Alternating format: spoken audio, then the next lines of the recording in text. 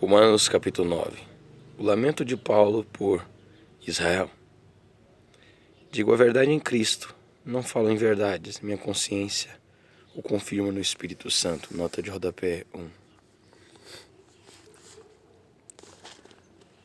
A consciência é verdadeiramente limpa, pura e apta para nos orientar somente quando julgada e aprovada pelo Espírito Santo. Digo a verdade em Cristo, não falo em verdades, minha consciência o confirma no Espírito Santo, que tenho grande tristeza e incessante dor no meu coração.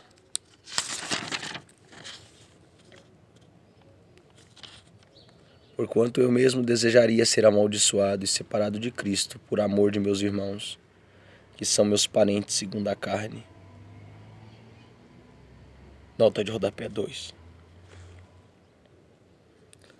Paulo faz um paralelo com a súplica de Moisés logo após o terrível pecado cometido pelos judeus, ao fazerem de um bezerro de ouro um Deus e o adorarem. Êxodo 32, versículo 32.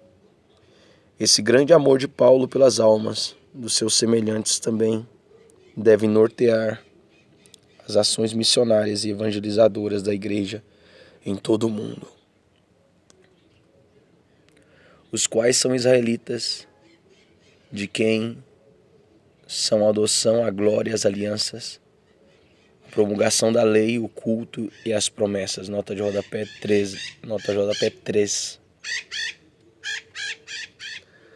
A expressão hebraica traduzida para o grego na Septuaginta, Shekinah, refere-se à glória soberana e majestosa da presença maravilhosa de Deus no templo e no tabernáculo. Quanto às alianças, embora alguns manuscritos tragam a expressão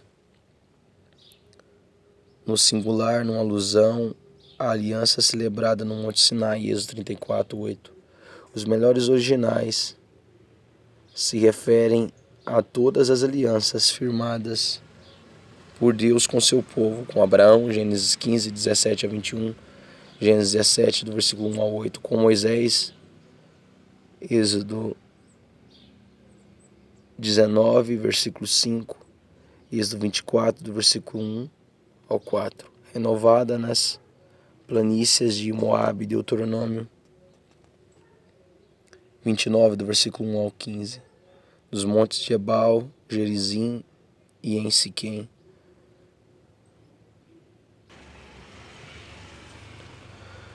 Josué 8, do versículo 30 ao 35, versículo 34. Com os levitas, Números 25, versículo 12, versículo 13, Jeremias 33, 21, Malaquias 2, versículo 4, versículo 5. Com Davi, 2 Samuel 7, capítulo 7, 2 Samuel 23, 5, Salmos 89, versículo 3, versículo 4, versículo 28, versículo 29. Salmo 132, versículo 11, versículo 12. E especialmente a nova aliança, profetizada em Jeremias 31, do versículo 31 ao 40. Salmos 89, achei Davi meu servo.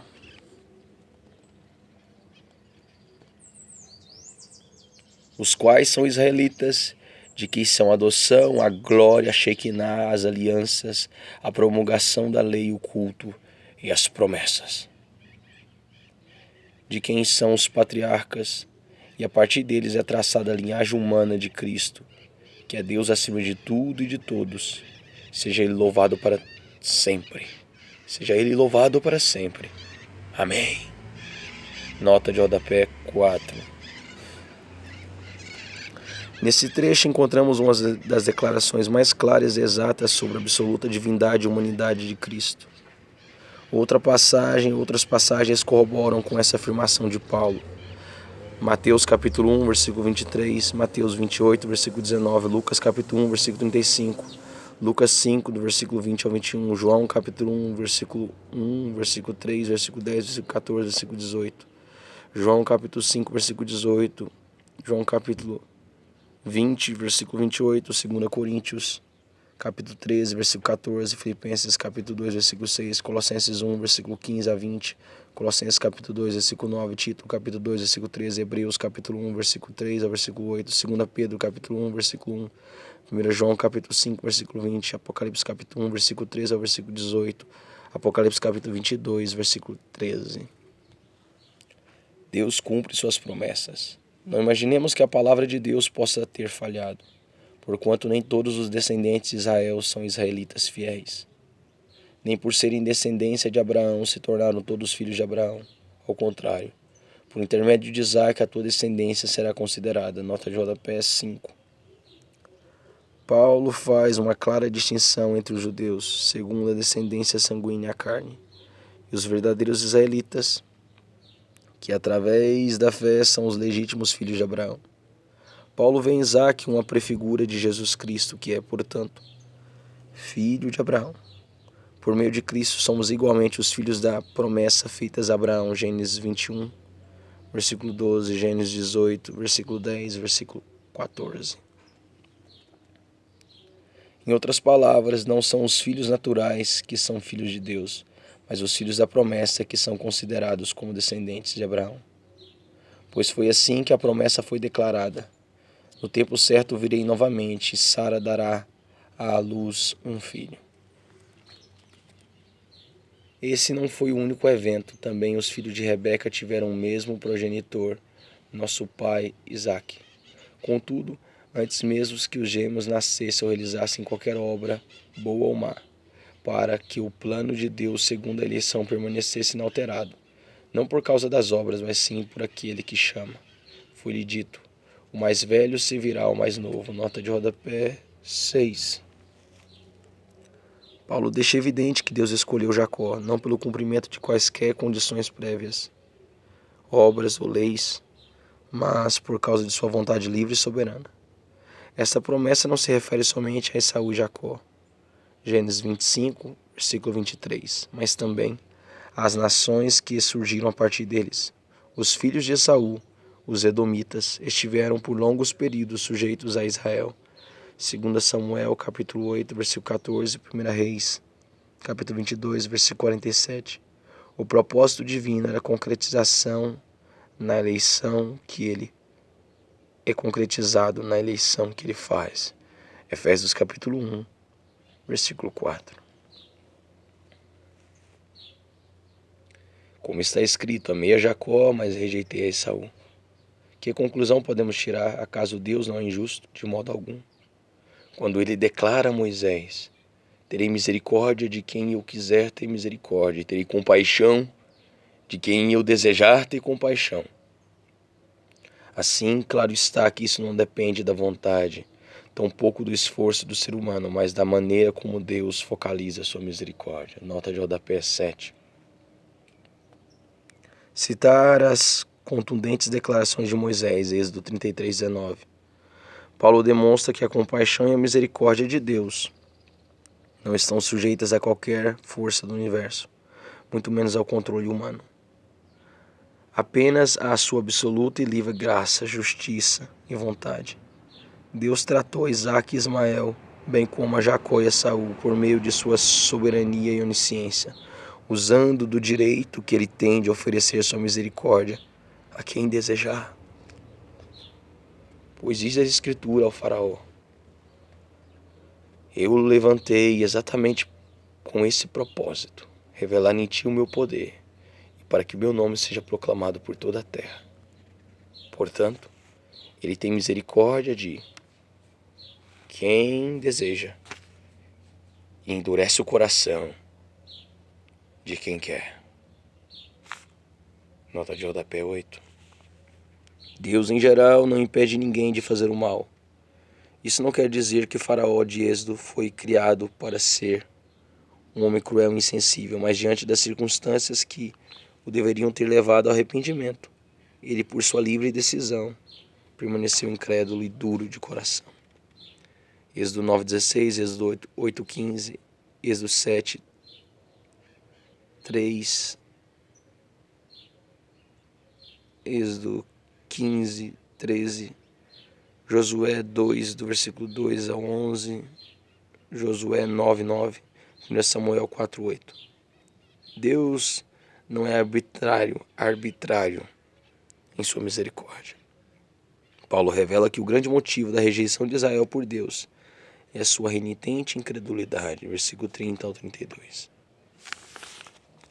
A absoluta soberania de Deus. Certamente me perguntarás, por que Deus ainda nos culpa?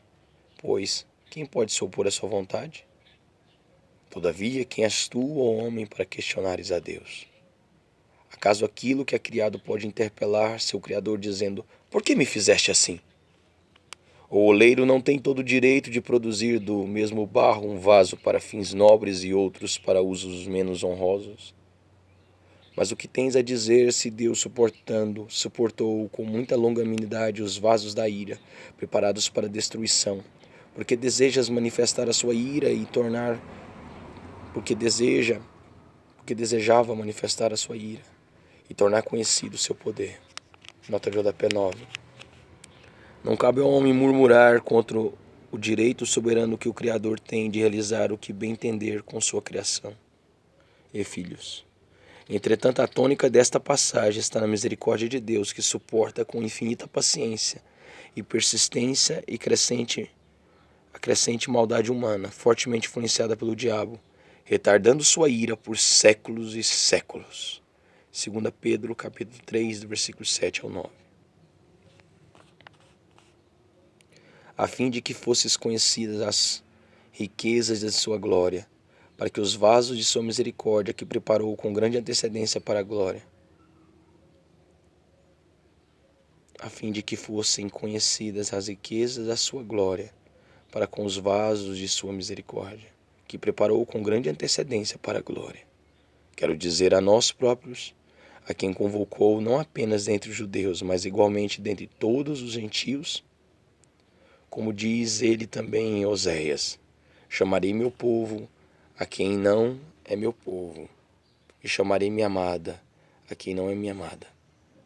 E mais, acontecerá que no mesmo lugar em que lhes foi declarado, vós não sois meu povo, aí serão chamados filhos do Deus vivo. Nota de rodapé 10. Embora as palavras de Oséias, em seu contexto original no Antigo Testamento, se referiram à restauração espiritual de Israel, Paulo as interpreta como um princípio. Deus é salvador, perdoador e restaurador, cujo prazer está em buscar os que não são meu povo e fazer deles povo meu. Deus transforma os nomes dos filhos ilegítimos e rejeitados de Oséias, em hebraico, em Lohuama,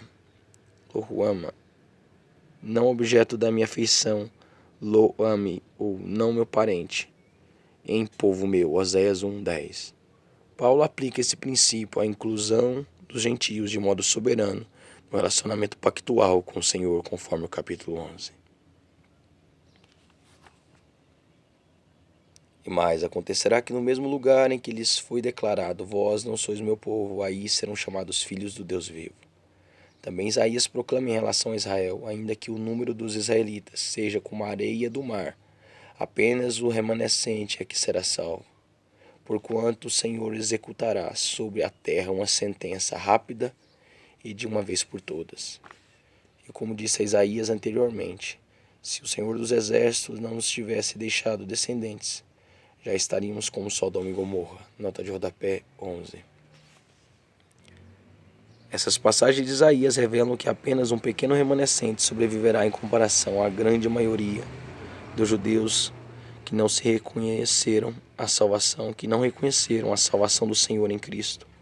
O chamado de Deus inclui tanto judeus quanto gentios, versículo 24. Contudo, a imensa multidão dos salvos será formada de gentios de todas as nações, versículo 30, Isaías 10, versículo 22, versículo 23, Isaías capítulo 1, versículo 9. Israel tropeçou na fé. A que conclusão chegamos? Os gentios que não procuravam justiça receberem uma justiça que vem pela fé, nota de rodapé 12. As doutrinas da eleição divina e da responsabilidade humana quanto ao dom da salvação concedido por Deus em Cristo devem ser ambas criadas e vividas firmemente por todo cristão sincero.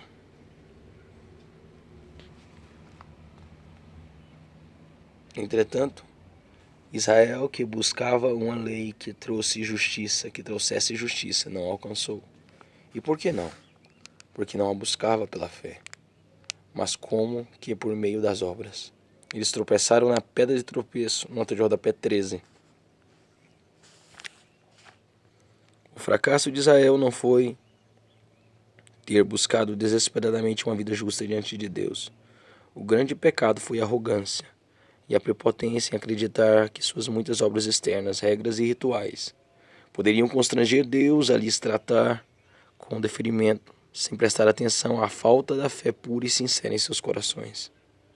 Por isso Jesus se tornou a pedra de tropeço de Israel e de todos os incrédulos, porquanto o povo de Deus não aceitou o modo que ele determina para que a nação viesse a alcançar a fé e, com a fé, a justificação.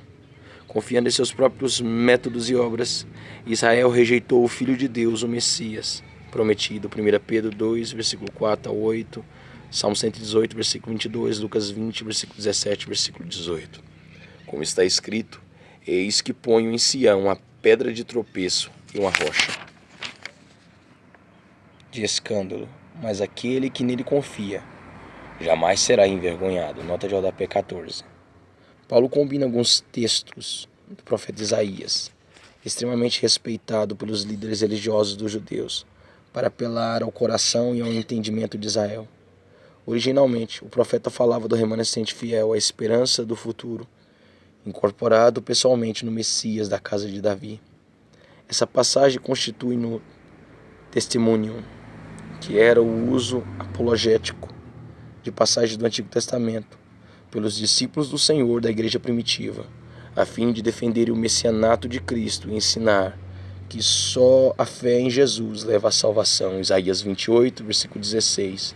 Isaías capítulo 8, versículo 14.